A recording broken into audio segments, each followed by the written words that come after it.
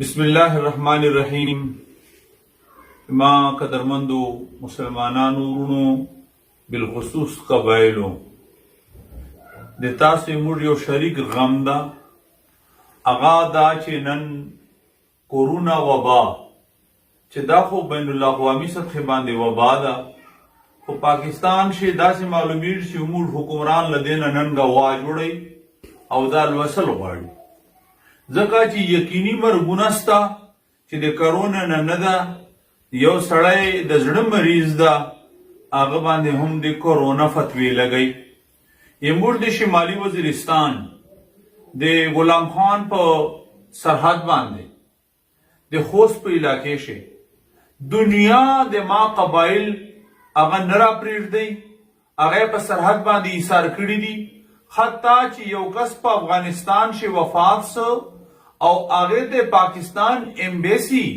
باقاعده سرټیفیکیټ ورکړ چې دا سړی د زړه مریض ده د هارت اٹیک په نتیجه شي وفات تا سرټیفیکیټ ورسره وو په ما پاکستان حکم نه مانه او دا با خامخا لیکو چې دا د کرونا مریض ده آیا دا ظلم نه دا خپل شهریانو سره انتهایی بدسلوکی او بددیانتی نه ده نو زه د خپل د مقتدر قوتونو د حکمرانان ناجایز حکمرانانو د وخت نه دا مطالبه نه بلکې زه دا وینا ورته کوم چې تاسو زموږ د خپل وطن دا تمام شهریان پاکستان ته راولې ټیک ده کرونا وبا دا موږ منو دی نه موږ انکار نشته احتیاطي تدابیر خپل کړئ د خپل وطن ته راشي هغه ټیسټونه وکړي که واقعیتا هغه بیماران وي هغه د علاج وسی او هغه د کرنټینه کې باقاعده کېنول شي په دې اعتراض نشته خو زه افسوس په دې کوم چې د زلفي بخاري د پلار او د هغه په وجه باندې چې شیانه یقینا د کورونا مریضان د راوسته او بلته په غرق نو د پاکستان صحیح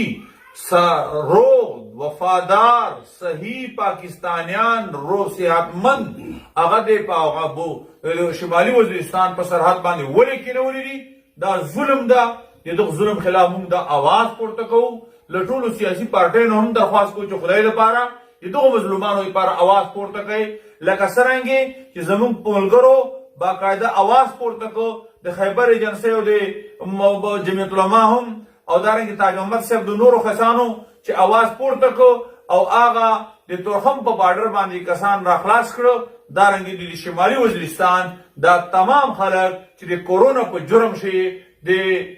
خوست او دا په علاقہ او د وزیرستان په بارډر باندې ایثار کړی دي فوري طور له هغه لپاره پاکستان د راتلو انتظاماتو کی او بهترین انتظامات کیو کی که په نورو علاقو شي گیر دي هغه ته هم انتظامات وکړي شي ځکه دا موږ پاکستاني ورونه دي او بالخصوص قبایل دي قبایل نه مخکې نه ځپلي دي مزید قبایل مزه پای ظلم په مکوي جبر په مکوي ډیر